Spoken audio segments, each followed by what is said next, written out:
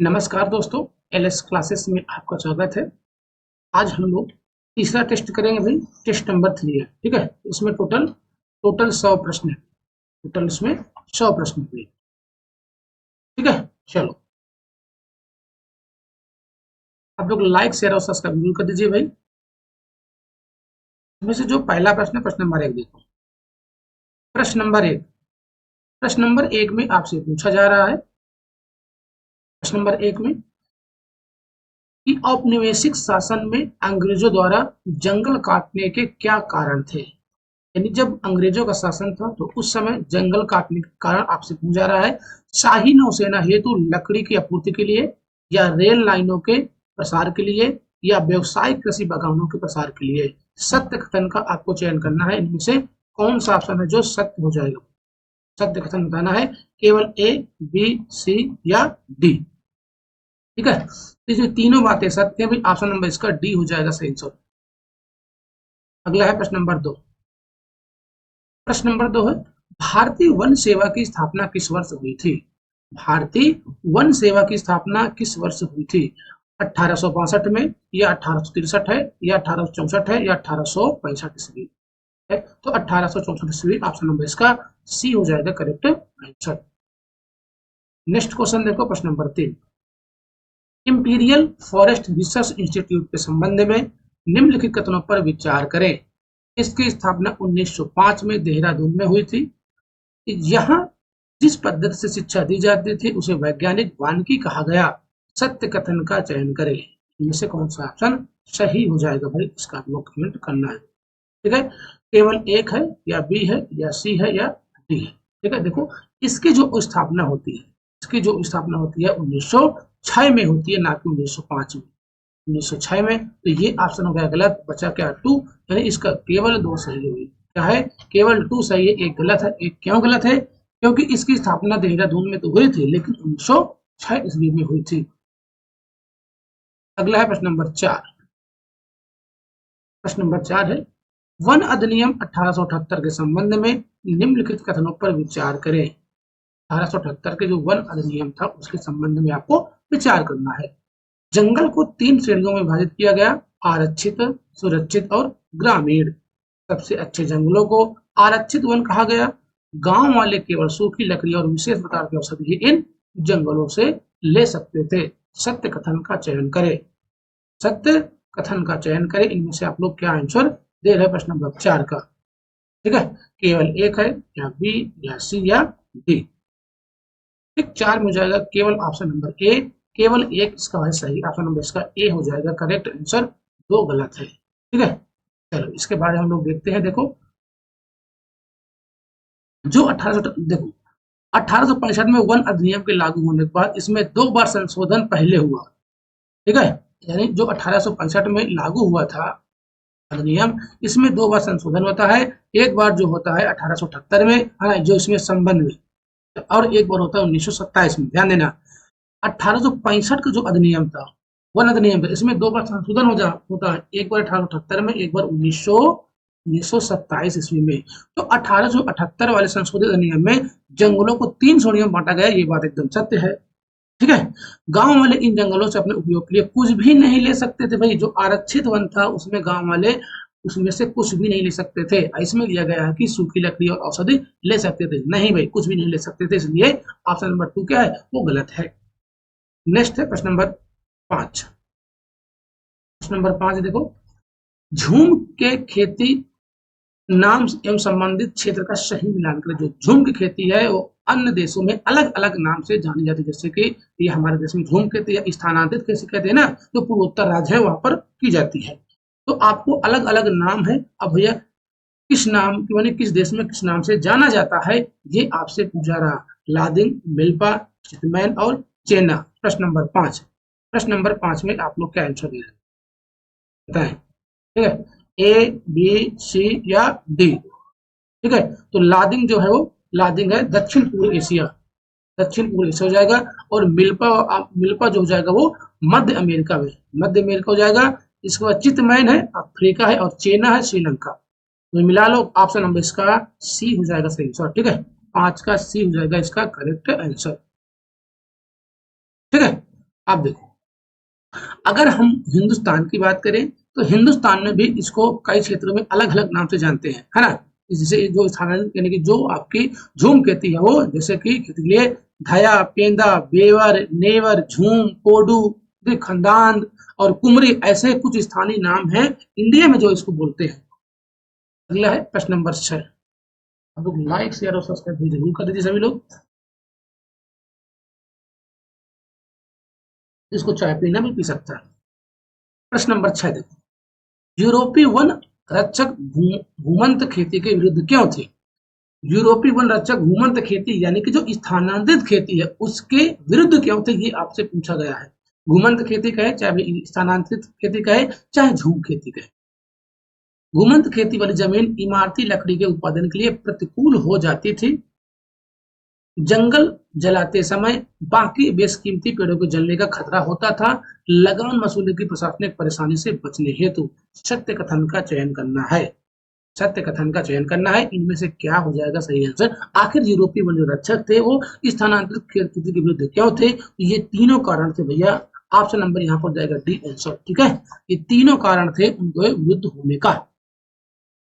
देखो बात, जो घूमंत खेती वाली जमीन इमारती लकड़ी के लिए बिल्कुल बिल्कुल बात सही है भाई। और जंगल जला, अगर जब उसको खेती करना था तो उसको साफ करते थे, उसको जला देते थे, जो बाकी और पेड़ पौधे थे वो भी जल जाते थे, है ना। और लगान वसूली की प्रशासनिक प्रशंसा से भी बचने हेतु। तो ऑप्शन नंबर इसका डी हो जाएगा करेक्ट आंसर। नेक्स्ट क्वेश्चन को हम चलते हैं। प्रश्न नंबर अगला है,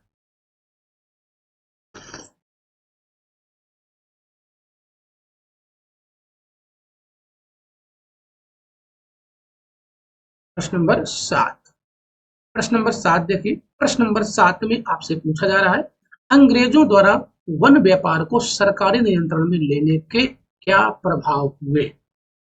वन व्यापार की इजारेदारी यूरोपीय व्यापारी कंपनियों को सौंप दी गई। स्थानीय लोगों द्वारा शिकार करने और पशुओं के चराने पर बंदिश लगा दी गई। कुछ घुमंत समुदाय खदानों और बागानों में काम करने को मजबूर हुए। सत्य कथन का चयन कीजिए। सत्य कथन का चयन कीजिए। ए, बी, सी और डी।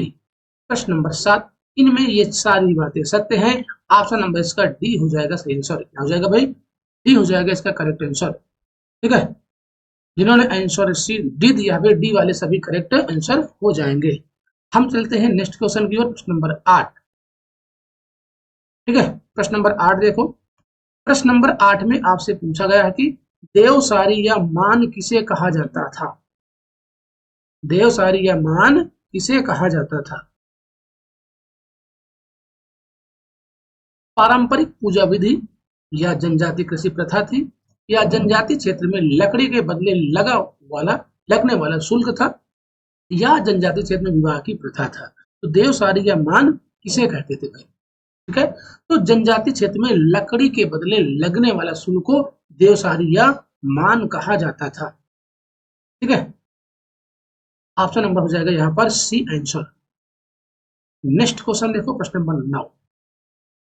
प्रश्न नंबर 9 है, ब्लैंड-डांग-डिएंस्टेन व्यवस्था के संबंध में निम्नलिखित कथनों पर विचार करें। यह व्यवस्था अंग्रेजों द्वारा बस्तर में प्रारंभ किया गया। इसमें गांव वाले की लगान मुक्त के बदले लकड़ी ढोने के लिए मुफ्त में भैंसे उपलब्ध कराएंगे।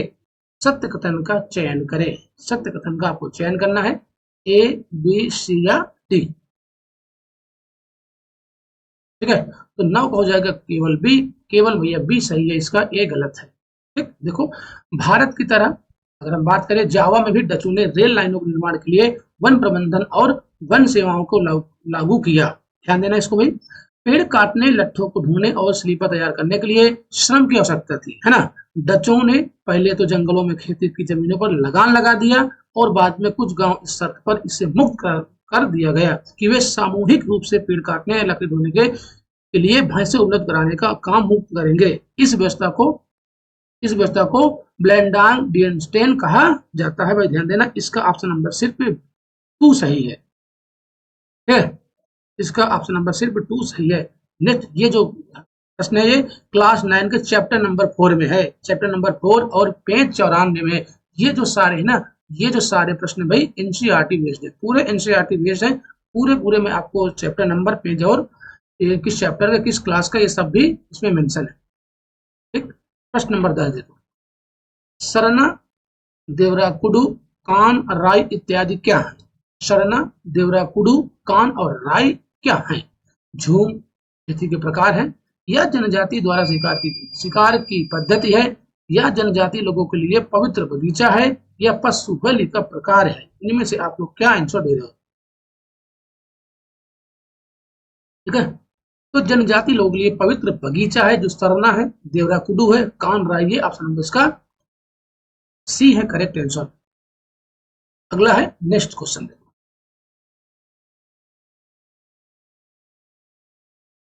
प्रश्न नंबर 11।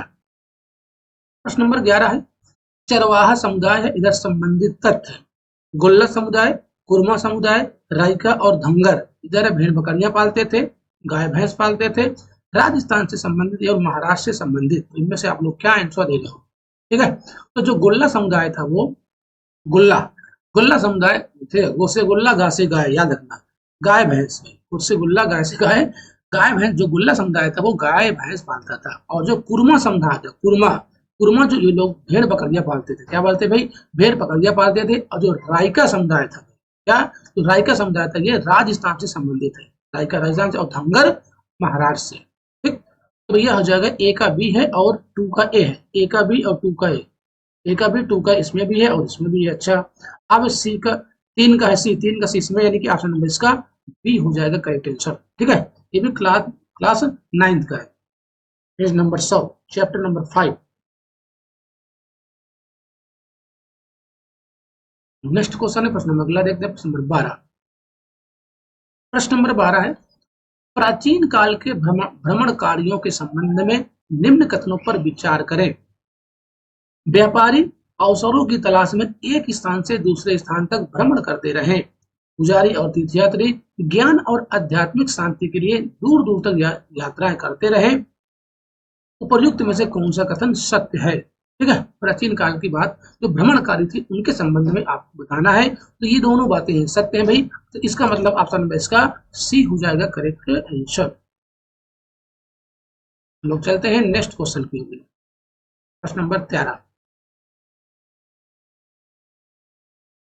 प्रश्न नंबर 13 है, प्राचीन काल में विभिन्न यात्रियों के माध्यम से क्या क्या विभिन्न क्षेत्रों के मध्य आदान प्रदान नहीं होता था? मूल्य व मान्यताएं, हुनर, विचार, आविष्कार, कीटाणु और बीमारियां, ए बी सी और डी। प्रश्न नंबर 13 का फटाक से ये सही आंसर दीजिए। ठीक है, इसमें क्या क्या आदान प्रदान नहीं होता था ये पूछा गया है, तो कोई नहीं, इनमें से कोई नहीं, ऑप्शन नंबर इसका डी हो जाएगा सही आंसर। ठीक है, तो ये सभी आदान प्रदान होते थे, इनमें से कोई नहीं हो जाएगा ऑप्शन। देखो, प्राचीन काल के जो भ्रमणकारियों के संबंध में, ठीक है, प्रश्न नंबर 13, कोई दिक्कत परेशानी?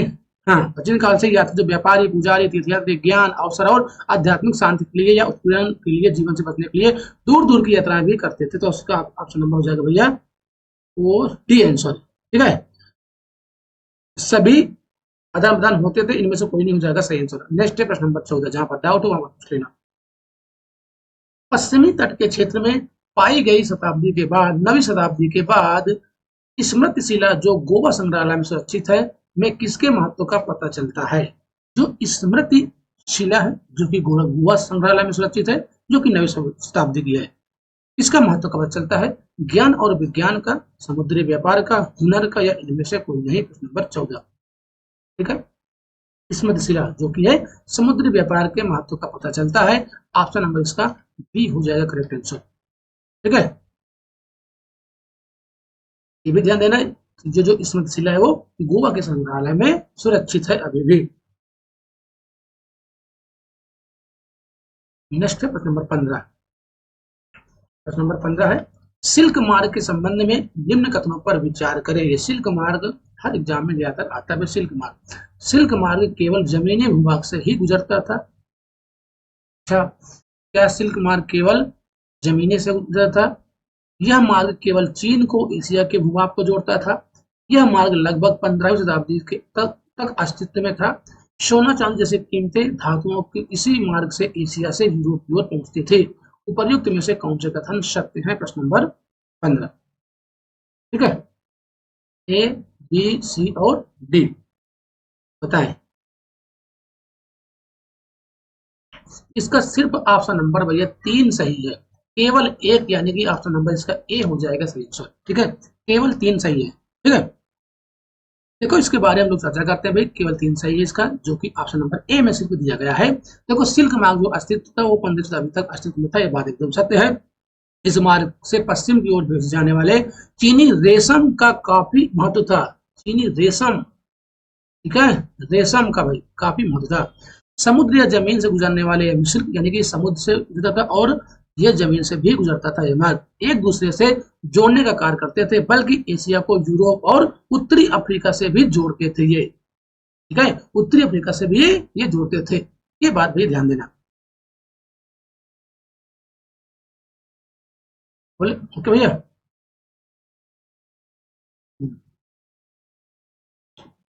रेशम अंग संबंधित है, ध्यान देना। प्रश्न नंबर 16 देखो, प्रश्न नंबर 16 है, चीन की एक गुफा पेंटिंग में सिल्क मार्ग को दर्शाया गया है, उस गुफा का क्रमांक। हाँ, सिल्क मार्ग वही है जो इससे रेशम, चीनी रेशम के लिए प्रसिद्ध था, सिल्क मार्ग, क्योंकि भारत के जम्मू कश्मीर से जाता था ना।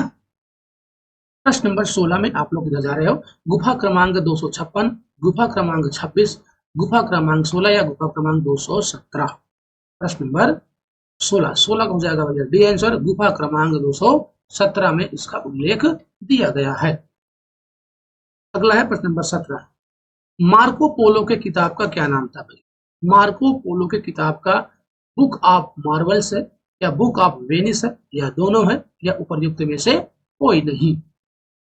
ठीक है, तो book of Marvels Marco Polo के बुक का नाम था, book of Marvels. Option number इसका ए हो जाएगा सही आंसर। अगला है प्रश्न नंबर 18 देखो, प्रश्न नंबर 18 में स्पैघेत्ती क्या है भाई? स्पैघेत्ती आपसे पूछा गया है, ये क्या है? एक प्रकार का मापक यंत्र है, एक प्रकार की खाद्य सामग्री है, एक प्रकार का मादक पदार्थ है, या एक प्रकार का नृत्य है।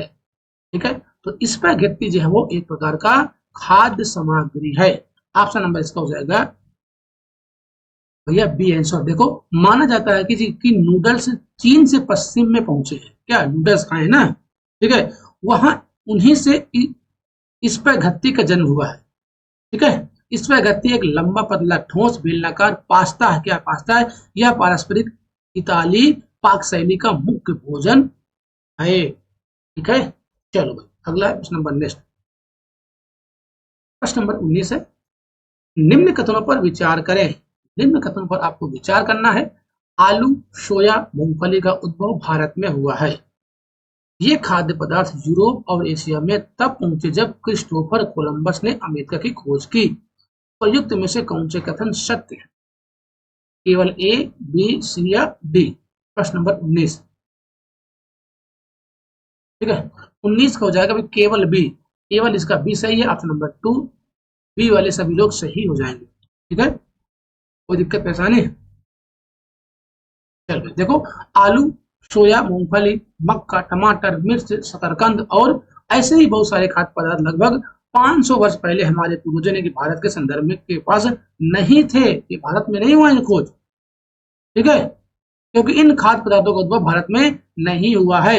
ये खाद्य पदार्थ यूरोप एवं एशिया में तब पहुंचे जब क्रिस्टोफर कोलंबस ने अमेरिका की खोज की थी। ये बात एकदम सत्य है। ठीक है, ये खाद्य पदार्थ अमेरिका के मूल निवासी यानी अमेरिका इंडियनों के से हमारे पास आए हैं। ठीक है, यहाँ अमेरिका का मतलब है उत्तरी अमेरिका, ठीक है, दक्षिणी अमेरिका और कैरिबियन द्वीप समूह सभी से मतलब है। यहाँ नजर की बात कर रहा हूँ, तो ऑप्शन नंबर इसका बी केवल सही है, ए नहीं है, ध्यान देना ये बात। प्रश्न नंबर है 20, 16वीं सदी के संदर्भ में निम्न कथनों पर विचार करें। 16वीं सदी के संदर्भ में निम्न कथनों पर विचार करना है। 16वीं सदी के मध्य तक आते आते पुर्तगाली और स्पेनिश सेनाओं ने अमेरिका को उपनिवेश बनाना शुरू कर दिया था। यूरोपीय सेनाओं ने पुर्तगाली या स्पेनिश अपनी सैन्य ताकत के बल पर अमेरिका के विभिन्न क्षेत्रों को जीता था। इस समय अमेरिका वासियों में चेचक से लड़ने के लिए रोग प्रतिरोधी क्षमता विकसित हो चुकी थी। तो ये इनमें से कौन सा कथन असत्य है, आपको बताना है इनमें से कौन सा कथन है जो जो कि असत्य है भैया। आप ठीक है, ए, बी, सी या डी। इसका ऑप्शन नंबर हो जाएगा सी, यानी कि 2 और 3 असत्य है और एक क्या है, इसका सत्य है। नेक्स्ट क्वेश्चन देखते हैं लोग, अगला प्रश्न है।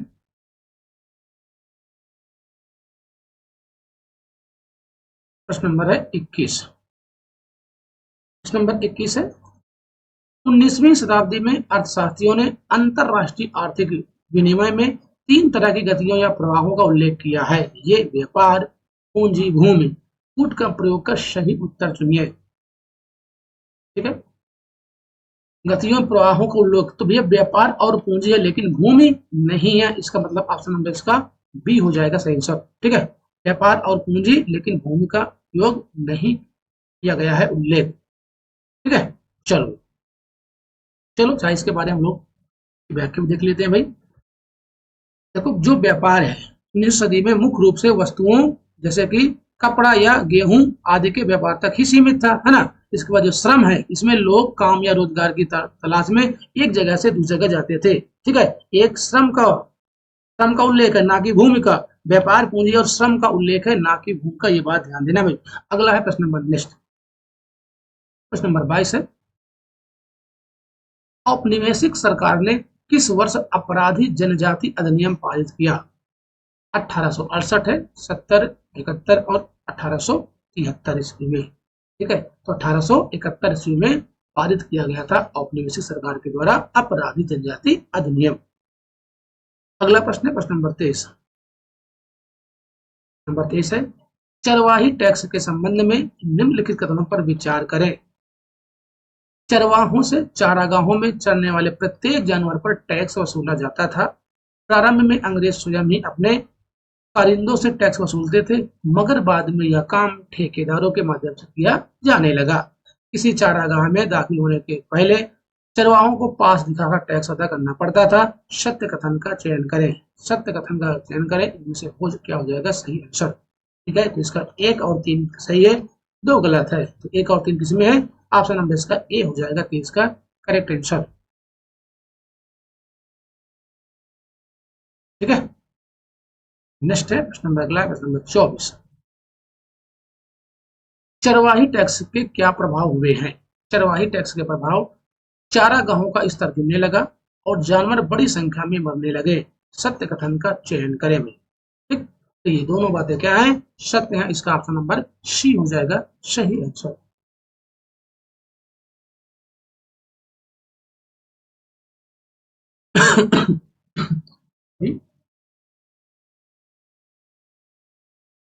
नेक्स्ट क्वेश्चन हम लोग देखते हैं प्रश्न नंबर 25। प्रश्न नंबर 25 है, मासाई लैंड के संबंध में निम्नलिखित कथनों पर विचार करें। यह इथियोपिया से लेकर तंजानिया तक फैला था। औपनिवेशिक ताकतों ने मासाई लैंड का विभाजन कर दिया। सत्य कथन का चयन करें भाई। सत्य कथन का चयन करने में से क्या हो जाएगा सही आंसर, केवल ए, बी, सी या डी। ठीक है, तो 25 का हो जाएगा केवल बी, ऑप्शन नंबर इसका बी हो जाएगा सही आंसर। ठीक है, इसका बी हो जाएगा सही आंसर इसका। चलो अगला है प्रश्न नंबर नेक्स्ट, प्रश्न नंबर 26 है, औपनिवेशिक शासन तथा मसाइयों के संबंध में निम्नलिखित कथनों पर विचार करें। औपनिवेशिक सत्ता के हस्तक्षेप के कारण वरिष्ठ जनों और योद्धाओं की परंपरागत उम्र आधारित संस्था पूरी तरह से समाप्त हो गई। अमीर और गरीब चारागाहों के बीच भेदभाव बढ़ गया। सत्य कथन का चयन करें। प्रश्न नंबर 26। ठीक है, प्रश्न नंबर 26 में हो जाएगा ऑप्शन नंबर बी। इसका केवल 2 सही है, 1 इसका गलत हो जाएगा। ओके भैया, सॉरी। देखो, अगर हम इनके बारे में चर्चा करें मसाइयों, ठीक है, मसाइयों के मामलों की देखभाल करने के लिए अंग्रेज सरकार ने कई ऐसे फैसले लिए जिनसे आने वाले सालों में बहुत गहरे असर पड़े। उन्होंने कई मसाइयां उपसमूहों के मुखिया तय कर दिए और अपने कबीले के सारे मामलों की जिम्मेदारी उन्हीं सैनिक मुखियों को सौंप दी। इसके बाद उन्होंने हमलों और लड़ाइयों पर पाबंदी लगा दी। इस तरह वरिष्ठ जनों और योद्धाओं दोनों की परंपरागत सत्ता कमजोर हो गई। क्या हो गई? कमजोर हो गई, ना कि पूरी तरह समाप्त हुई थी। ठीक है, चलो अगला है प्रश्न नंबर नेक्स्ट।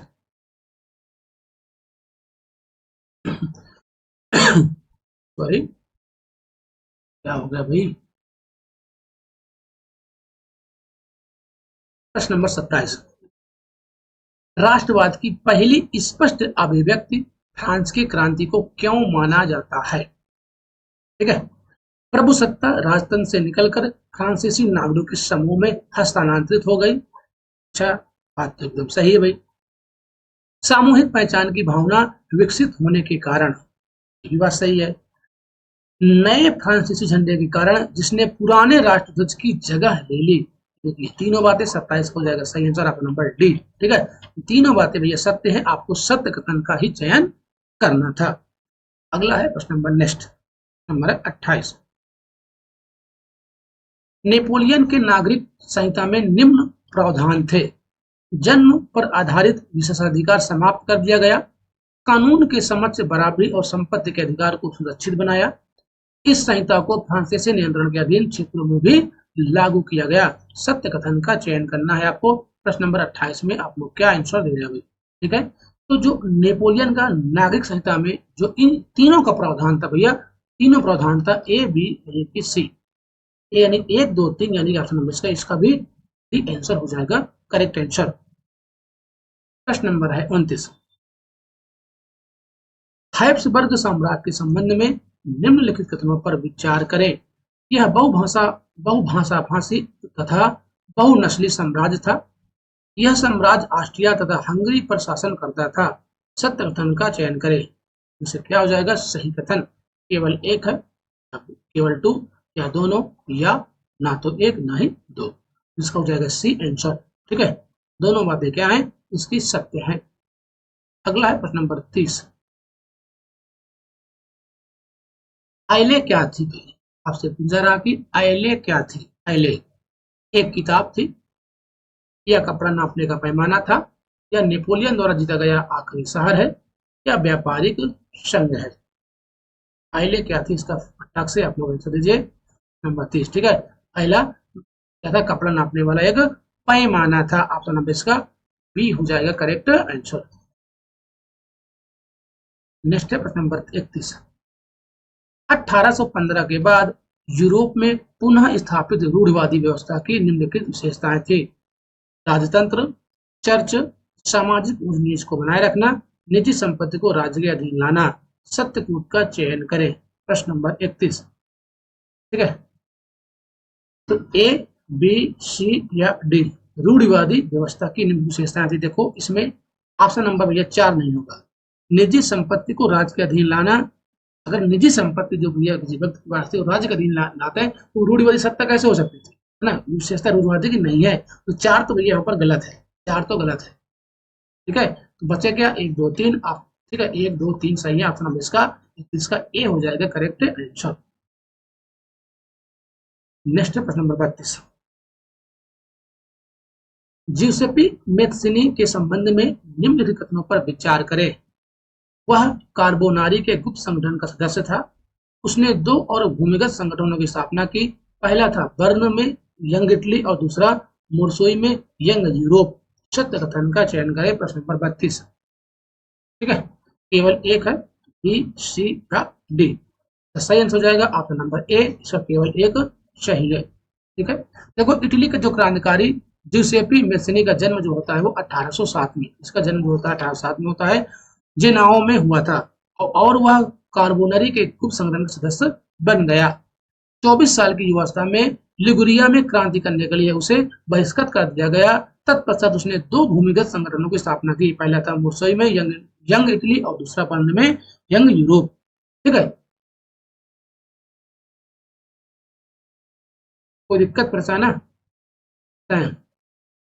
ठीक, जो दूसरा था भाई, पहला मोरसोई में यंग इटली था, यानी इसका उल्टा दे दिया। देखो इसका ये उल्टा दे दिया है। ठीक है, इसको उल्टा दे दिया, इसलिए ये टू क्या हो जाएगा गलत हो जाएगा यहाँ पर। प्रश्न नंबर 33, मेटरनिख ने किसे हमारी सामाजिक व्यवस्था का सबसे खतरनाक दुश्मन बताया? मेटरनिख ने किसे हमारी सामाजिक व्यवस्था का सबसे खतरनाक दुश्मन बताया था? ठीक है, ये हो जाएगा ज्यूसेपी मैत्सेनी, ऑप्शन नंबर इसका बी है करेक्ट आंसर। प्रश्न नंबर 33 का बी आंसर। अगला है प्रश्न नंबर 34। 34 में यूनान ऑटोमान साम्राज्य से कब स्वतंत्र हुआ? जो यूनान है वो ऑटोमान साम्राज्य से कब स्वतंत्र हुआ? 1821 में, 1824 में, या 1831 है, या 1832? ठीक है, तो 1832 ईस्वी में स्वतंत्र हुआ था यूनान ऑटोमान साम्राज्य से। नेक्स्ट है प्रश्न नंबर 35। रूमानीवाद के संबंध में निम्नलिखित कथनों पर विचार करें। रूमानी कलाकारों और कवियों ने तर्क वितर्क और विज्ञान के महिमा मंडन की आलोचना की। वो एक साझा सामूहिक विरासत की अनुभूति और एक साझा सांस्कृतिक अतीत को राष्ट्र का आधार बनाना चाहते थे।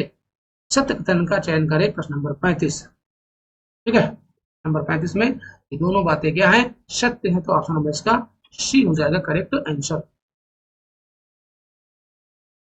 प्रश्न नंबर है 36। पोलैंड में रूस के विरुद्ध राष्ट्रवादी भावना का मुख्य स्रोत क्या था? पोलैंड में रूस के विरुद्ध राष्ट्रवादी भावना का मुख्य स्रोत क्या था? नस्लवादी श्रेष्ठता, या पोलिसी संस्कृति या भाषा, या पोलिस अतीत के गौरवशाली गाथा? तो ये क्या था? भाषा यानी लैंग्वेज। ऑप्शन नंबर इसका सी हो जाएगा करेक्ट आंसर प्रश्न नंबर 36 का। ठीक है भैया, चलो अगला है प्रश्न नंबर 37।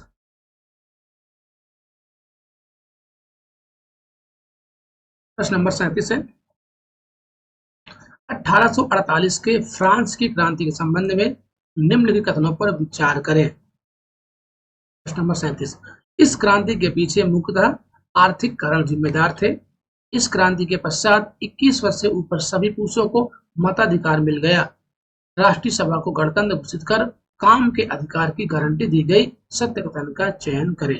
प्रश्न नंबर 37। ठीक है, इस 37 में तीनों बातें भैया सत्य है। ऑप्शन नंबर इसका डी हो जाएगा करेक्ट आंसर। अगला है प्रश्न नंबर 38। सेंट पॉल चर्च में फ्रैंकफर्ट संसद का आयोजन किस वर्ष हुआ? ठीक है, तो 1848 में हुआ था। कब? 1848 है। ऑप्शन नंबर इसका ए हो जाएगा सही आंसर। नंबर 39 देखो,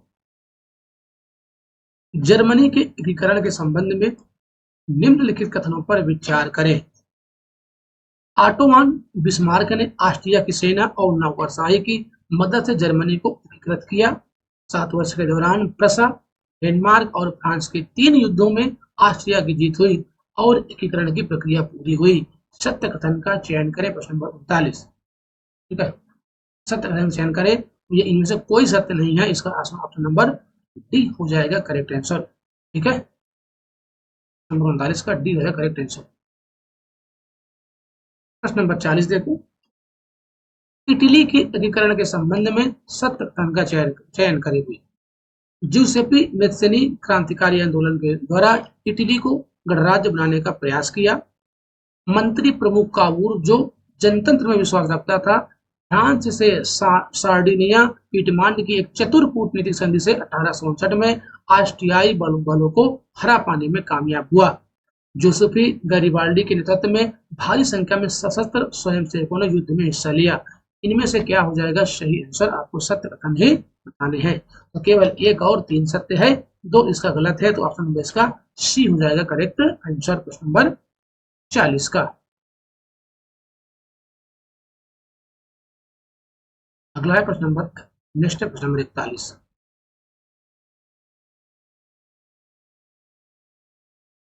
प्रश्न नंबर 41 देखो, आयरलैंड को ब्रिटेन में कब सम्मिलित किया गया? आयरलैंड को ब्रिटेन में कब सम्मिलित किया गया? 1707 में, या 1798, या 1688, या 1801 ईस्वी में? प्रश्न नंबर नेक्स्ट में आप लोग 41 में क्या आंसर दे रहे हो? ठीक है, तो 1801 ईस्वी में सम्मिलित किया गया था। ऑप्शन नंबर इसका ही हो जाएगा करेक्ट आंसर।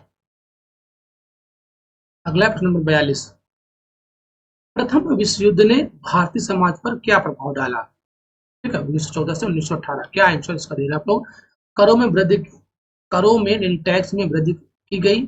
खाद्य पदार्थों का भारी अभाव पैदा हो गया। सिपाहियों को जबरन भर्ती किया गया। सत्य कथन का चयन करें। प्रश्न नंबर 42। ठीक है, ये तीनों बातें क्या है भैया? सत्य हैं। ऑप्शन नंबर इसका डी हो जाएगा करेक्ट आंसर। नेक्स्ट है प्रश्न नंबर 43। रॉलेट एक्ट के संबंध में असत्य कथन का चयन करें। रॉलेट एक्ट के संबंध में आपको असत्य कथन का चयन करना है। भारतीय सदस्यों के भारी विरोध के बावजूद इस कानून को ब्रिटिश संसद ने बहुत जल्दबाजी में पारित कर दिया। अच्छा, गांधी जी ने 1919 में प्रस्तावित रॉलेट एक्ट के खिलाफ एक राष्ट्रव्यापी सत्याग्रह आंदोलन चलाने का फैसला लिया। राजनीतिक कैदियों को 2 साल तक बिना मुकदमा चलाए जेल में बंद रखने का अधिकार मिल गया था। जनता द्वारा रैली और हड़ताल इस कानून का विरोध किया गया। तो इनमें से क्या हो जाएगा असत्य कथन। प्रश्न नंबर 43 तो ऑप्शन नंबर इसका ए हो जाएगा। ऑप्शन नंबर इसका ए है भैया गलत। ठीक है, ठीक, इस कानून को बिना वकील बिना दलील कानून भी कहा जाता था। इस एक्ट यानी कि शक के आधार पर भी व्यक्ति को गिरफ्तार कर लिया जाता था इस कानून के अंतर्गत। ठीक है, अगला है प्रश्न नंबर नेक्स्ट। 1919 में खिलाफत समिति का गठन कहाँ किया गया। खिलाफत समिति का गठन कोलकाता, मुंबई, लखनऊ या पटना, बताएं। 44 पूछा जाएगा भाई। ऑप्शन नंबर बी बम्बई में किया गया। कहां पर, बम्बई में किया गया था। ठीक, देखो पहले विश्व युद्ध में ऑटोमान तुर्की की हार हो चुकी थी। इस आशय की अफवाह फैली हुई थी कि इस्लामिक विश्व के आध्यात्मिक नेता खलीफा यानी जो खलीफा है ऑटोमान साम्राज्य पर एक बहुत सख्त शांति। ठीक है, देखो इसमें हुआ क्या था खिलाफत में बता दूं। पहले विश्व युद्ध में ऑटोमान तुर्की की हार हो चुकी थी। इस आशा की अफवाहों फैली हुई थी कि इस्लामिक विश्व के आध्यात्मिक नेता यानी जो खलीफा कहे जाते थे ऑटोमान साम्राज्य पर एक बहुत सख्त संधि थोपी जाएगी। खलीफा को तात्कालिक शक्तियों का रक्षा के लिए मार्च 1919 में बंबई में एक खिलाफत समिति का गठन किया गया। ठीक है, इसमें ही महात्मा गांधी ने सोचा कि भाई यही वो समय है जो हिंदू और मुस्लिम को एक साथ लाया जाए। ठीक, फिर क्या इसके बाद ही उन्होंने असहयोग आंदोलन 1920 में चालू किए थे। प्रश्न नंबर है 45।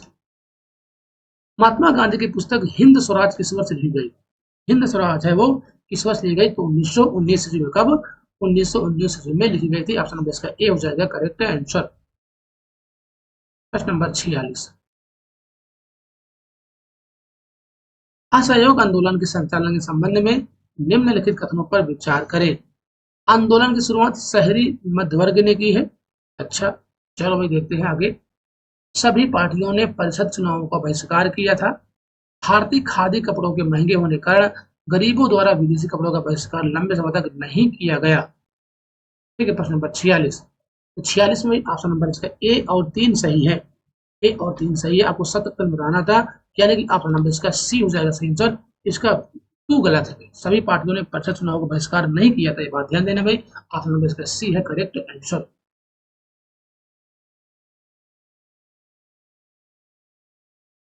प्रश्न नंबर है 47। अवध किसान सभा के गठन से संबंधित निम्नलिखित कथनों पर विचार करें। अवध किसान सभा के गठन से संबंधित आपको विचार करना है। इसका गठन अक्टूबर 1920 में हुआ किया गया। जवाहरलाल नेहरू, बाबा रामचंद्र एवं कुछ अन्य लोगों के नेतृत्व में इसका गठन हुआ। असहयोग आंदोलन के समय कांग्रेस नेताओं ने अवध किसान संघर्ष को इस आंदोलन में शामिल करने का प्रयास किया गया। सत्य कथन का चयन करना है आपको। ठीक है, ये तीनों बातें क्या है भाई, सत्य हैं। तो इसका मतलब ऑप्शन नंबर इसका डी हो जाएगा करेक्ट आंसर।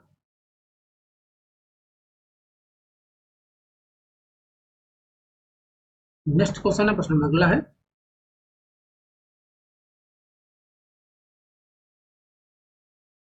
प्रश्न नंबर 48। प्रश्न नंबर 48 है, गुडेम विद्रोह के संबंध में निम्नलिखित कथनों पर विचार करें। यह विद्रोह कर्नाटक के गुडेम पहाड़ियों में 1920 में प्रारंभ हुआ।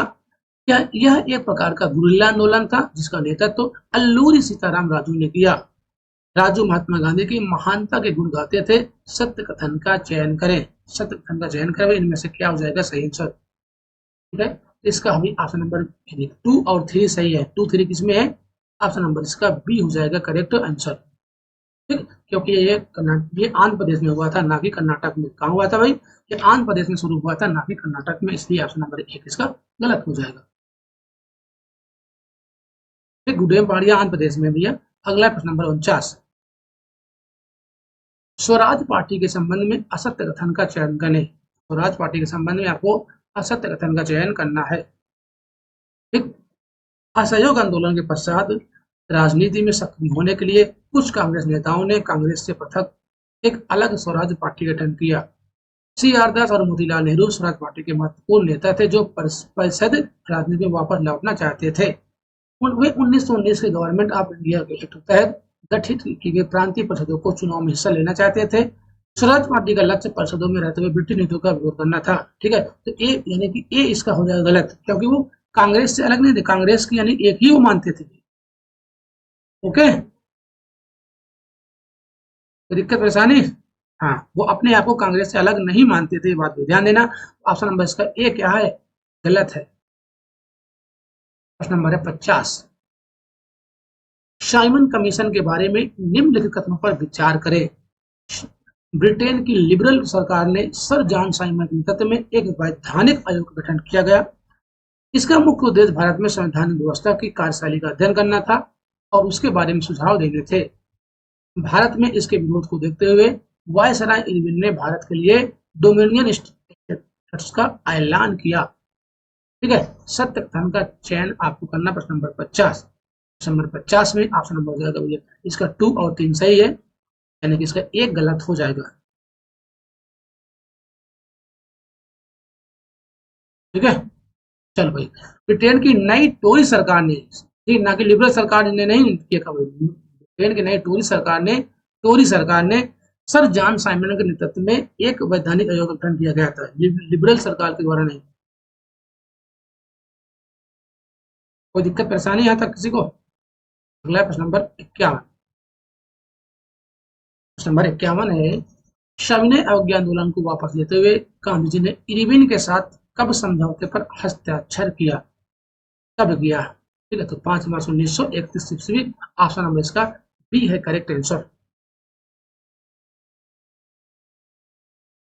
नेक्स्ट क्वेश्चन है प्रश्न नंबर 52। भाड़ा विरोधी आंदोलन के बारे में निम्नलिखित कथनों पर विचार करें। यह आंदोलन छोटे किसानों द्वारा जो जमींदारों से पट्टे पर जमीन लेकर खेती कर रहे थे, जमींदारों को भाड़ा चुकाने से माफी के लिए प्रारंभ किए गए इस आंदोलन का नेतृत्व समाजवादियों और कम्युनिस्टों ने किया था। कांग्रेस ने खुलकर भाड़ा विरोधी आंदोलन का समर्थन किया। सत्य कथन का चयन आपको करना है। प्रश्न नंबर 52। प्रश्न नंबर 52 में इसका ऑप्शन नंबर ए और बी हो जाएगा सही आंसर, 3 गलत है, तो ऑप्शन नंबर इसका ए हो जाएगा करेक्ट आंसर। ठीक है, ठीक, जो आंदोलन का ये समर्थन कांग्रेस हिचकिचाती थी भाई, ठीक है, खुलकर इनका समर्थन नहीं दिया था कांग्रेस ने, इसलिए 3 क्या है, गलत है।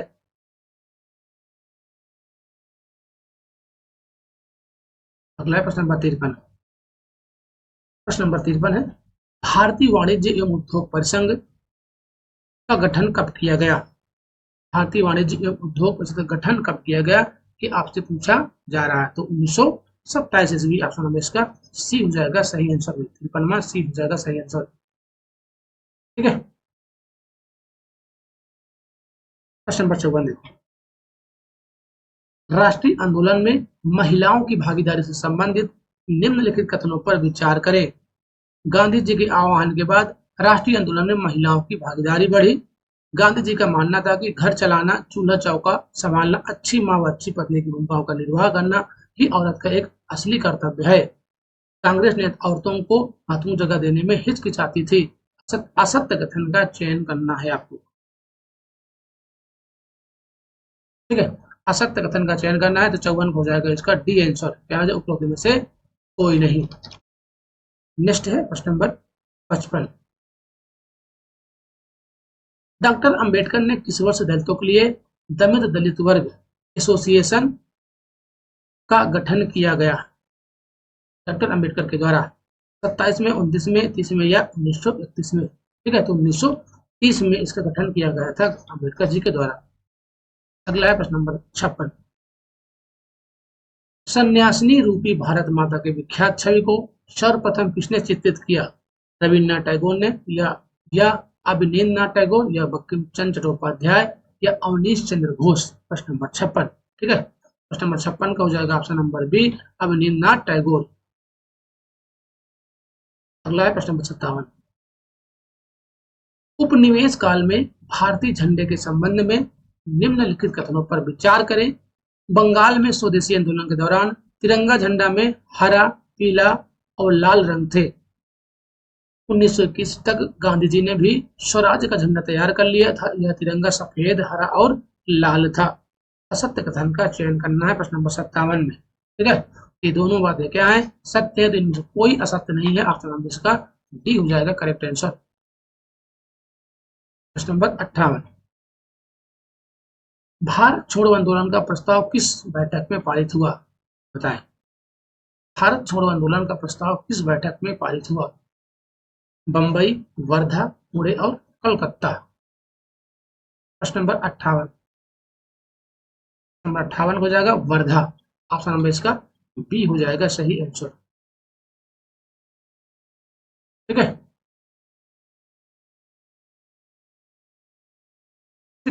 चलो। पारित 14 जुलाई 1942 का हुआ और 8 अगस्त 1942 को बंबई में अखिल भारतीय जन समिति ने इस पर प्रस्ताव का समर्थन किया था, है ना। लागू हुआ था 8 अगस्त 1942 से भी भारत छोड़ो आंदोलन। प्रश्न नंबर है 59। इंक्विजिशन क्या थी? एक रोमन कैथोलिक संस्था थी, या एक प्रोटेस्टेंट संस्था, या चर्च के लिए एक कर वसूलने वाली संस्था, या राजद्रोही को सजा देने वाली संस्था। प्रश्न नंबर 59। ठीक है, ये थी एक रोमन कैथोलिक संस्था। ऑप्शन नंबर इसका ए हो जाएगा करेक्ट आंसर। अगला है प्रश्न नंबर नेक्स्ट हम लोग देखते हैं। प्रश्न नंबर 60। प्रश्न नंबर 60 है, छापाखाना प्रगति का सबसे ताकतवर औजार है। इससे बन रही जनमत की आंधी में निरंकुशवाद उड़ जाएगा, यह किसने कहा था? ठीक है, इसका कथन ये हो जाएगा भैया लुई सेबेस्टियन मर्सिये का कथन है। ऑप्शन नंबर इसका सी है करेक्ट आंसर। नेक्स्ट है प्रश्न नंबर 61। कालक्रम का निर्धारण करें। प्रेस का निर्माण धातु से होने लगा, या बेलनाकार प्रेस का आविष्कार, ऑफसेट प्रेस का निर्माण, या बिजली से चलने वाले प्रेस का निर्माण। इसका आप लोग क्या आंसर दे रहे हो प्रश्न नंबर 61 में?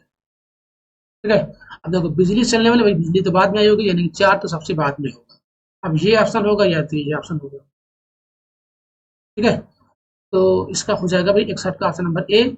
पहले सीरियल से ही लगे हुए 1 2 3 4, यानी ऑप्शन नंबर इसका ए हो जाएगा करेक्ट आंसर।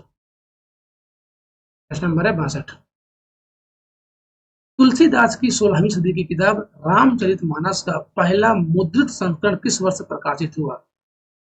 1800 में, या 1805 में, या 1808 में, या 1810 में? ठीक है, 1810 में पहला संस्करण पारित हुआ था या प्रकाशित हुआ था।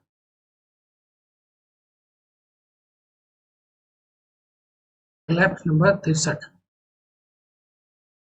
स्त्री धर्म विचार नामक पुस्तक किसने लिखी? स्त्री धर्म विचार नामक पुस्तक किसने लिखी? राम चड्ढा ने, ताराबाई शिंदे, या कैलाश वासनी देवी, या ऋतुध्वज। प्रश्न नंबर 63 में आप लोग क्या आंसर ये दे रहे हो? 63 हो जाएगा राम चड्ढा के द्वारा स्त्री धर्म विचार नामक पुस्तक जो राम चड्ढा ने लिखी थी। अगला प्रश्न नंबर 64।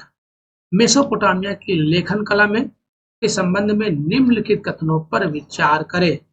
मेसोपोटामियाई जो लोग थे मिट्टी की पट्टिकाओं पर लिखते थे। उनकी अक्कादी भाषा का स्थान कीलाकार सुमेरियन भाषा ने ले ली थी।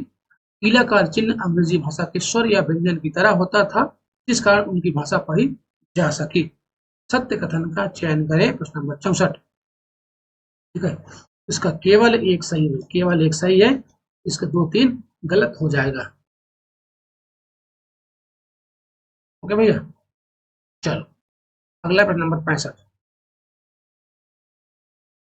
मेसोपोटामियाई समाज के संबंध में निम्नलिखित कथनों पर विचार करें। एकल परिवार को आदर्श माना जाता था। पिता परिवार का मुखिया होता था। पिता का घर पशुधन खेत और उसके पुत्रों को मिलते थे। सत्य कथन का चयन करें। इसमें तीनों बातें ही क्या हैं? सत्य है। ऑप्शन नंबर इसका डी हो जाएगा करेक्ट आंसर।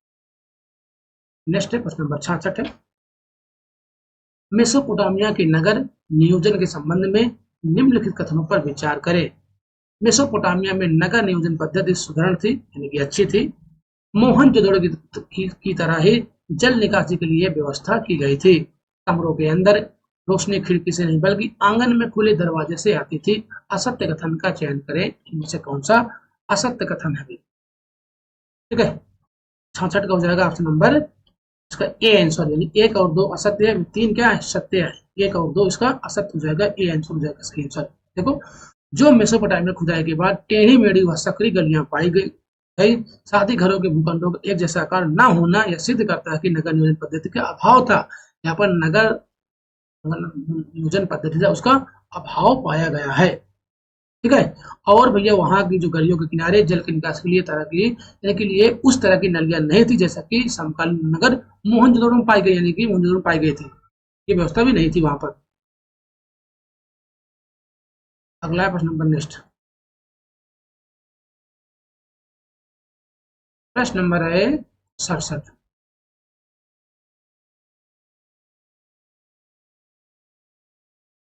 रोमन समाज के बारे में निम्नलिखित पर विचार करें। बताएं, रोमन समाज के बारे में निम्नलिखित पर आपको विचार करें। एकल परिवार का चलन था। अच्छा, एकल परिवार का चलन सही था। हाँ, बात एकदम सही लग रही भाई। पिता, अरे भाई, पिता की संपत्ति पर पुत्री का मुख्य उत्तराधिकार रहता था। तो वो पति पत्नी को अलग अलग दो वित्तीय हस्तियां माना जाता था। सत्य कथन का चयन करें। प्रश्न नंबर 67। ठीक है, ये सभी बातें क्या है? इसमें सत्य है। ऑप्शन नंबर इसका डी हो जाएगा करेक्ट आंसर। अगला प्रश्न, प्रश्न नंबर 68। रोमन अर्थव्यवस्था के बारे में निम्नलिखित कथनों पर विचार करें। जैतून का तेल निर्यात होने वाली प्रमुख वस्तु थी। ठीक है, बिल्कुल बात सत्य है। इटली की सोने और चांदी खदानों में जल शक्ति से खुदाई की जाती थी। नहीं भैया, उस समय सुगठित वाणिज्यिक और बैंकिंग व्यवस्था का संचालन होता था। ये भी बात सत्य है। तो 1 और 3 इसमें सत्य है, 1 3 इसमें ऑप्शन नंबर इसका बी हो जाएगा सही आंसर। ठीक है, बी हो जाएगा सही आंसर इसका। ठीक, देखो, भूमध्य सागर के आसपास पानी की शक्ति का तरह तरह से इस्तेमाल किया जाता था। इस काल में जल शक्ति से मिले चलाने चलाने के लिए प्रौद्योगिकी में खासी प्रगति हो गई थी। ठीक है, स्पेन की सोने और चांदी की खानों में जल शक्ति से खुदाई की जाती है। स्पेन की, ना कि इटली से। पर यहाँ पर अगर स्पेन होता तो वो बात हो जाती सत्य। यहाँ पर इटली इसलिए वो गलत हो गया।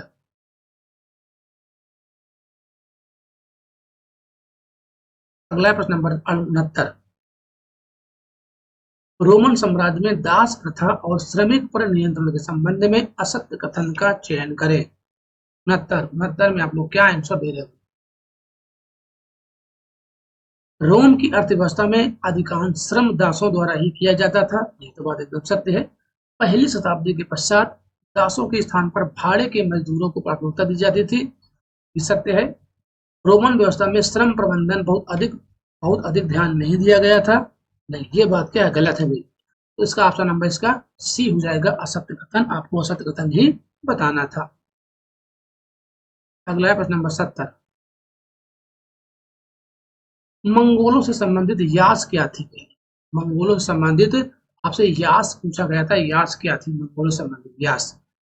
ठीक है, 70 में आप लोग क्या आंसर भी दे रहे हो? 70 को जाएगा ऑप्शन नंबर सी, यानी कि मंगोल जनजाति की पारंपरिक प्रथाओं का संकलन था यास। ऑप्शन नंबर इसका सी है करेक्ट आंसर। अगला प्रश्न नंबर 71। अमेरिकी गृहयुद्ध के भारत पर क्या परिणाम हुए? भारतीय बुनकरों के सामने कच्चे माल की समस्या उत्पन्न हो गई, या ब्रिटिश की निर्भरता भारतीय कृषि पर बढ़ गई? सत्य कथन का चयन करें। प्रश्न नंबर 71। ठीक है, ये दोनों बातें क्या हैं? सत्य में ये दोनों बातें। इसका मतलब ऑप्शन नंबर इसका सी हो जाएगा करेक्ट आंसर।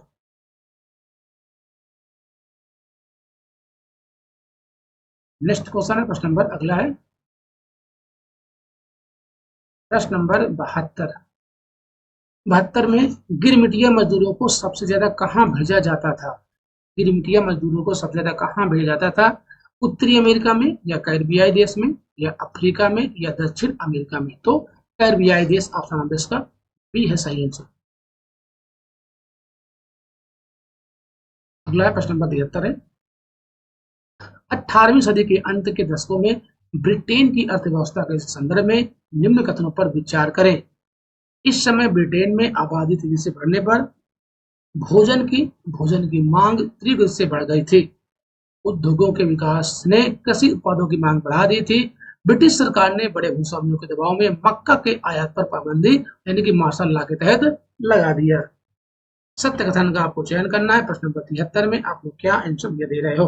ठीक है, 73 का केवल 1 और 2 सही है, यानी कि ऑप्शन नंबर इसका ए हो जाएगा सही आंसर। 3 क्या है इसका? गलत है। ठीक है, कोई दिक्कत परेशानी यहाँ पर किसी को?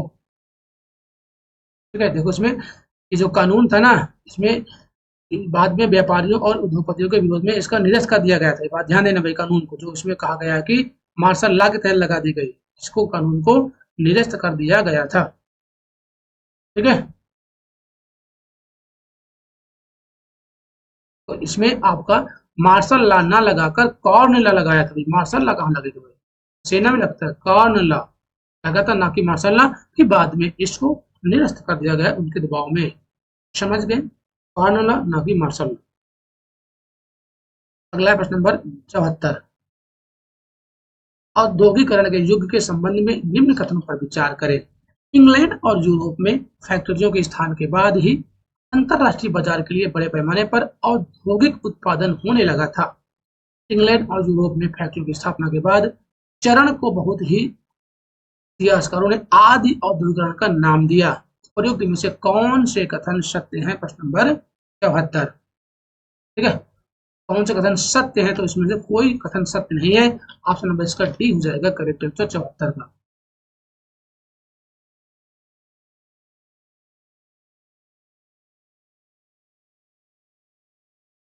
ठीक है,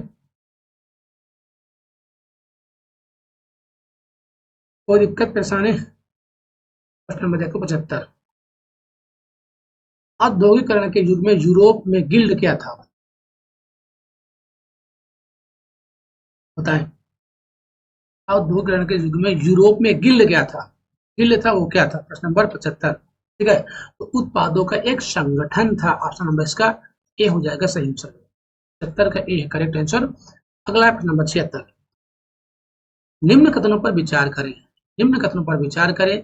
सूती उद्योग और रेल निर्माण उद्योग ब्रिटेन के सबसे फलते फूलते उद्योग थे 1840 के दशक में। ब्रिटेन का कपास उद्योग 1840 दशक तक औद्योगिकरण के पहले चरण में सबसे बड़ा उद्योग बन चुका था। उपर्युक्त में से कौन सा कथन सत्य है? प्रश्न नंबर 76। ठीक है, इसका केवल भैया टू सत्य है। ऑप्शन नंबर इसका एक क्या है? गलत हो जाएगा प्रश्न नंबर 76 का।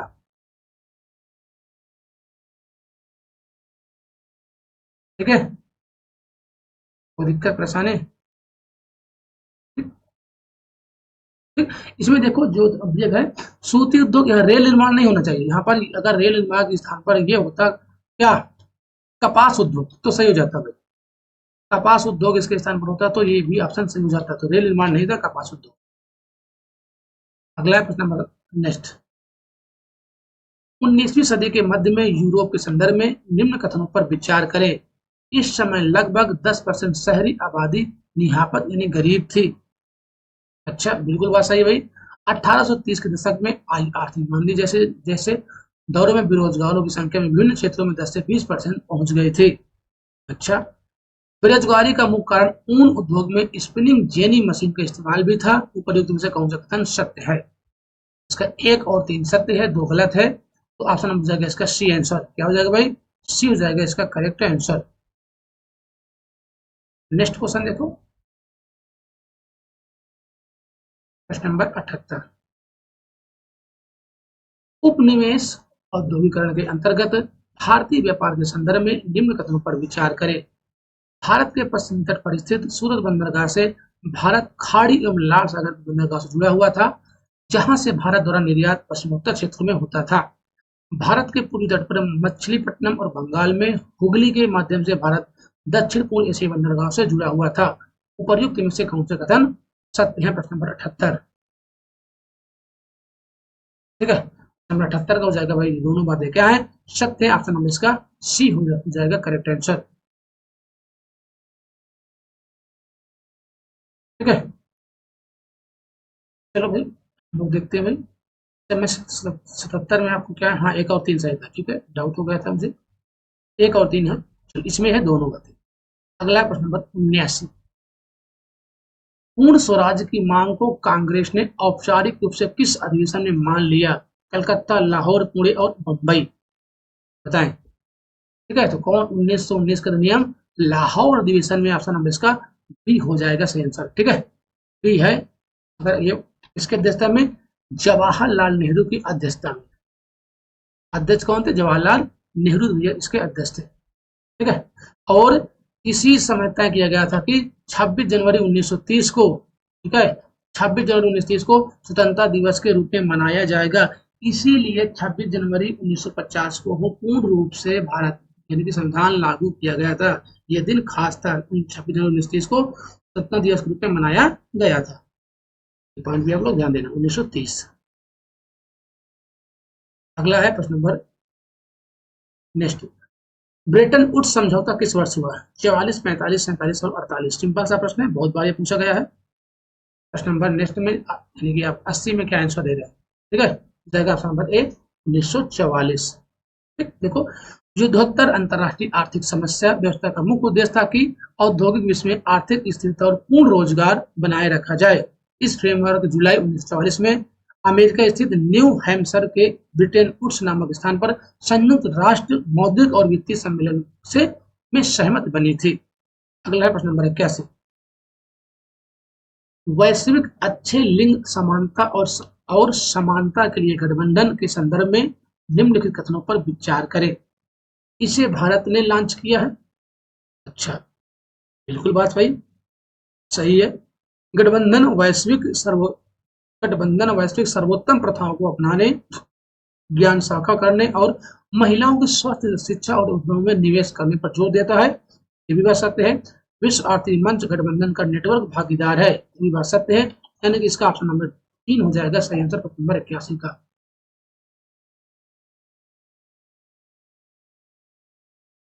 नेक्स्ट है प्रश्न नंबर 82, मत्स्य पालन समिति निम्नलिखित में से किस अंतरराष्ट्रीय संगठन की सहायक संस्था के रूप में कार्य करती है? ठीक है, तो ये जो कार्य करती है खाद्य एवं कृषि संगठन, ऑप्शन नंबर बी हो जाएगा इसका करेक्ट आंसर। ओके भैया, चलो अगला है प्रश्न नंबर 83, निम्नलिखित कथनों पर विचार करें। बोइंग सुकन्या कार्यक्रम मुख्य रूप से भारतीय एरोस्पेस क्षेत्र में कौशल विकास और रोजगार क्षमता को बढ़ावा देने पर केंद्रित है। एकदम बात सही है भाई। बोइंग सुकन्या कार्यक्रम का उद्देश्य बोइंग और भारतीय एयरस्पेस कंपनियों के बीच संयुक्त उद्यम स्थापित करना भी है। ऊपर दिए गए कथनों में सही कथन का चयन करें। तो ये क्या है? गलत है, ऑप्शन नंबर 2। इसका मतलब ऑप्शन नंबर इसका ए हो जाएगा सही आंसर प्रश्न नंबर 83 का। ठीक है, देखो, जो बोइंग सुकन्या कार्यक्रम उद्यम स्थापित करना शामिल नहीं, ठीक है, इसमें संयुक्त उद्यम नहीं है। यह मुख्य रूप से कौशल विकास और रोजगार क्षमता पर केंद्रित है, जिसका उद्देश्य महिलाओं को, ठीक है, जिसका उद्देश्य जो है ना, महिलाओं को सशक्त बनाना और उन्हें एरोस्पेस क्षेत्र में करियर के अवसर प्रदान करना है, ना कि उन यानी कि भारतीय एरोस्पेस और बोइंग में संयुक्त उद्यम स्थापित करना है। ठीक है, भारतीय महिलाओं को करियर थे उसमें करना है भाई। ऑप्शन नंबर इसका ए सही है, बी इसलिए गलत हो जाएगा। अगला है प्रश्न नंबर नेक्स्ट,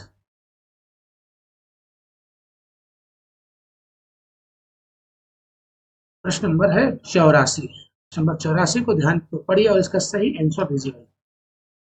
मंदिर वास्तुकला की नागर शैली के संदर्भ में निम्नलिखित कथनों पर विचार करें। ठीक है, नागर शैली, नागर शैली के बारे में, स्तरों में उभरता हुआ घुमावदार शिखर नागर शैली की अन्य भारतीय स्थापत्य शैलियों से अलग करता है। ठीक है, बिल्कुल बात सही है। नागर मंदिरों पर आमतौर पर बड़े पैमाने पर भित्ति चित्र और पेंटिंग पाए गए हैं, नहीं ये गलत है। चालुक्य वंश के शासन के दौरान वास्तुकला की नागर शैली अपने चरम पर पहुंच गई थी, ये भी बात गलत है भाई। नागर शैली में गर्भगृह हमेशा सबसे ऊंचे शिखर के नीचे तक होता था, ये बात सत्य है। यानी कि जिस ऑप्शन में एक ऑप्शन है, ऑप्शन नंबर इसका डी हो जाएगा सही आंसर। ठीक है, ठीक, देखो, जो नागर मंदिर भित्ति चित्रों या चित्रों के बजाय अपने मूर्तिकला अलंकरण के लिए जाने जाते हैं, मूर्तिकला अलंकरण के लिए जाने जाते हैं। बात ध्यान देना भाई, ठीक है। जो नागा शैली है वो गुप्त राजवंश के दौरान अपने चरम पर थी। किसके? गुप्त राजवंश पर, नागे चालुक्य, गुप्त राजवंश वंश के दौरान चरम पर थी। अगला प्रश्न नंबर 85, चंदका दंपारा वन्यजीव अभयारण्य के संदर्भ में निम्नलिखित कथनों में से कौन से कथन सही है? पूर्वी घाट के उत्तर पूर्वी छोर पर स्थित है। यह अभयारण्य ओलवे रेडियो कछुए की रक्षा के लिए प्रसिद्ध है। मूसी नदी अभयारण्य से होकर बहती है। और डोंगरिया कोंद आदिवासी समुदाय चंदका दंपारा वन्यजीव अभयारण्य से जुड़े हैं। प्रश्न नंबर 85, 85 में आप लोग किधर जा रहे हो? ठीक है, 85 का भाई ये मूसी नहीं, मंजरा नदी के अभ्यास होकर बहती है। तीन तो गलत हो गया भाई, तीन इसमें है। इसका 85 का हो जाएगा भाई ऑप्शन नंबर 1 सही और 4 सही है। 1 4 ऑप्शन नंबर इसका डी है करेक्ट आंसर। ठीक है, इसका डी हो जाएगा करेक्ट आंसर प्रश्न नंबर 85 का। ठीक है, ये जो अभयारण्य है ना, ये ओडिले रिडले कछुए के लिए प्रसिद्ध नहीं है। ठीक है, तो इसलिए आपका 2 गलत हो जाएगा। अगला है प्रश्न नंबर नेक्स्ट है, प्रश्न नंबर है 86, निम्नलिखित में से कौन सी स्थापत्य शैली मुख्य रूप से केरल के गुरुवायूर मंदिर में देखी जाती है? केरल। ठीक है, अब दक्षिण भारत में भैया द्रविड़ शैली थी। द्रविड़ ऑप्शन नंबर इसका ए हो जाएगा, सिंपल सा प्रश्न। उत्तर भारत में नागर है। वेसा शैली जो मध्य भारत में थे और द्रविड़ जो दक्षिण भारत के, ऑप्शन नंबर इसका ए हो जाएगा सही आंसर। अगला प्रश्न नंबर 87, भूमि प्रबंधन के संदर्भ में व्यापक और सूचित निर्णय लेने के लिए निम्नलिखित में से कौन सी प्रणाली सबसे प्रभावी मानी जाती है? तो भौगोलिक सूचना प्रणाली इसका सही आंसर हो जाएगा भाई, भौगोलिक सूचना। पहला ही ऑप्शन इसका करेक्ट आंसर हो जाएगा, यानी कि ऑप्शन नंबर इसका ए है करेक्ट आंसर। अगला नंबर 88 है, हाल ही में इसरो द्वारा विकसित डिस्टेंस अलर्ट ट्रांसमीटर 2.0 निम्नलिखित में किस उद्देश्य को पूरा करता है?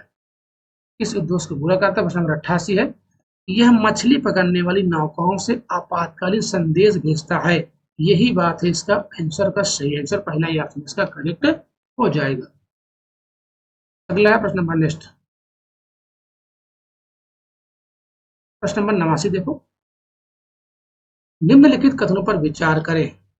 चौथी औद्योगिक क्रांति कृत्रिम बुद्धिमत्ता AI, robotics, internet of things और बड़े डेटा जैसी उन्नत प्रौद्योगिकी के एकीकरण के माध्यम से पारंपरिक उद्योगों को चल रहा परिवर्तन है। विश्व बैंक द्वारा चौथी औद्योगिक क्रांति की स्थापना की गई। ऊपर दिए गए कथनों का सही कथन मुझे चाहिए, इसमें से आप लोग क्या आंसर दे रहे हो? ठीक है, इसकी स्थापना विश्व बैंक ना देकर ये विश्व आर्थिक मंच ने भी किया था। विश्व आर्थिक मंच ने किया इसकी स्थापना, विश्व आर्थिक मंच के द्वारा। दो तो गलत है, दो जहां पर होगा वो गलत हो जाएगा। इसका ऑप्शन नंबर केवल 1 सही है। क्या हो जाएगा भाई? केवल 1 सही है, यानी कि ए हो जाएगा 89 का सही आंसर। अगला प्रश्न नंबर 90, नंबर 90 है,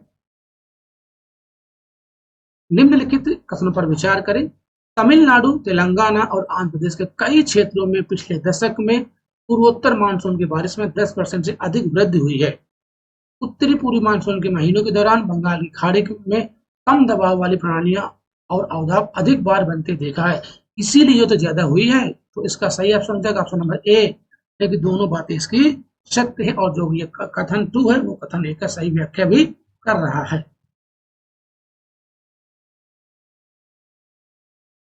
अगला है प्रश्न नंबर 91 है। प्रश्न नंबर 91 देखो, भारत और फ्रांस के संदर्भों में निम्नलिखित में से कौन सा कथन सही है? मालाबार भारतीय नौसेना और फ्रांसीसी नौसेना के बीच प्रमुख द्विपक्षीय नौसेना अभ्यास है। ठीक है, नहीं ये बात गलत है भाई। वैश्विक स्तर पर सौर ऊर्जा के विकास और तैनाती को बढ़ावा देने के लिए 2015 में भारत और फ्रांस द्वारा संयुक्त रूप से अंतरराष्ट्रीय सौर संगठन को शुरू किया गया था। सही बात है, दोनों देशों ने अवैध, असूचित और अनियमित मछली पकड़ने में सहयोग किया, ये भी बात सत्य है। यानी कि 2 और 3 इसका सही है, 2 और 3 ऑप्शन नंबर है इसका बी में। ठीक है, देखो जो मालाबार अभ्यास भारत, जापान और संयुक्त राज्य अमेरिका और ऑस्ट्रेलिया की नौसेना में शामिल है। इसमें 4 देश भारत, भारत है, जापान है, ऑस्ट्रेलिया है और संयुक्त राज्य अमेरिका है। यानी कि 4 देश जो है इस नौसेना अभ्यास है वो भारत, जापान, ऑस्ट्रेलिया और अमेरिका का। ठीक है। नंबर 92, वाहन निकास से निकलने वाली निम्न में से कौन से मुख्य रूप से जमीनी स्तर पर ओजोन और धुंधों के निर्माण में योगदान देती है? ठीक है। इसका है नाइट्रोजन ऑक्साइड N2O। N2O हो जाएगा सही आंसर, ऑप्शन नंबर इसका बी हो जाएगा करेक्ट आंसर। अगला है प्रश्न नंबर, अगला लोग देखते हैं प्रश्न नंबर नेक्स्ट है प्रश्न नंबर 93। निम्नलिखित में से किस कारण से गिद्ध को पर्यावरणीय स्वास्थ्य के लिए एक संकेतक प्रजाति माना जाता है? वे ध्वनि प्रदूषण के प्रति संवेदनशील हैं। अच्छा, वे पानी की गुणवत्ता के लिए जैव संकेतक के स्रोत में नहीं, ये दोनों बात गलत है। उनकी उपस्थिति एवं संतुलित खाद्य जाल का प्रतीक है। वेरी वेरी इंपॉर्टेंट है, ऑप्शन नंबर सी है, बहुत इंपॉर्टेंट प्रश्न भैया। ठीक है। अच्छा, हो जाएगा ऑप्शन नंबर इसका सी आंसर। क्या हो जाएगा भाई? सी हो जाएगा इसका सही आंसर। अगला है प्रश्न नंबर 94। निम्नलिखित कथनों पर विचार करें। यह सिंधु नदी के बाएं किनारे की सहायक नदी है। यह पूरी तरह से भारत के लद्दाख में बहती है। डोडा और लिंगती चू लुंगनाक नदी इसकी 2 सहायक नदियां हैं। निम्नलिखित में से किस नदी का वर्णन ऊपर किया गया है? ठीक है, तो ये भैया जास्कर नदी का, ऑप्शन नंबर इसका ए हो जाएगा करेक्ट आंसर। अगला है प्रश्न नंबर 95। संसद सदस्य स्थानीय क्षेत्र विकास योजना के संदर्भ में निम्नलिखित कथनों पर विचार करें। प्रश्न नंबर 95। ठीक है। एमपी लैड योजना के तहत धनराशि का उपयोग केवल सरकार द्वारा सूचीबद्ध विशिष्ट परियोजनाओं के लिए किया जा सकता है। बस ये केवल शब्द तो गड़बड़ कर दिया, ये हो गया गलत। इस साक्षी मोबाइल ऐप का लक्ष्य पूरे एमपी लैड फंड आवंटन चक्रों को पकड़ना और योजना की निगरानी में अधिक सुविधा और पहुंच प्रदान करना है। ये बात एकदम सही है, यानी ऑप्शन नंबर इसका बी हो जाएगा करेक्ट आंसर। ठीक है। देखो, जो आपका एमपी लैड योजना है, योजना नीति का उपयोग सांसदों द्वारा अनुशंसित विभिन्न विकास कार्यों के लिए किया जा सकता है, केवल सरकार द्वारा सूचीबद्ध विशिष्ट नहीं। प्रश्न नंबर है 96। अगला प्रश्न नंबर 96। भारतीय प्रतिस्पर्धा आयोग के संदर्भ में निम्नलिखित कथनों पर सही कथन बताना है आपको। प्रश्न नंबर 96। ठीक है। सीसीआई का प्राथमिक उद्देश्य भारतीय बाजार में प्रतिस्पर्धा को बढ़ावा देना और उसे कायम रखना है। बिल्कुल बात सही भाई। सीसीआई में विभिन्न उद्योग निकायों के प्रतिनिधि शामिल हैं? नहीं। इसके पास जांच करने और बाजार में हेरफेर करना, सबूत इकट्ठा करने का अधिकार है। ये भी बात सत्य है, यानी कि ऑप्शन नंबर इसका सी हो जाएगा 196 का। ठीक है। चलिए अगला है प्रश्न नंबर 97। निम्नलिखित में से कौन सा अंतरराष्ट्रीय संगठन मुख्य रूप से ग्लोबल साउथ में विकास से संबंधित मुद्दों को संबोधित करने पर केंद्रित है? ठीक है, तो कौन है? संयुक्त राष्ट्र विकास यानी यूएनडीपी, संयुक्त राष्ट्र विकास कार्यक्रम, ऑप्शन नंबर इसका डी हो जाएगा सही आंसर। अगला है प्रश्न नंबर 98।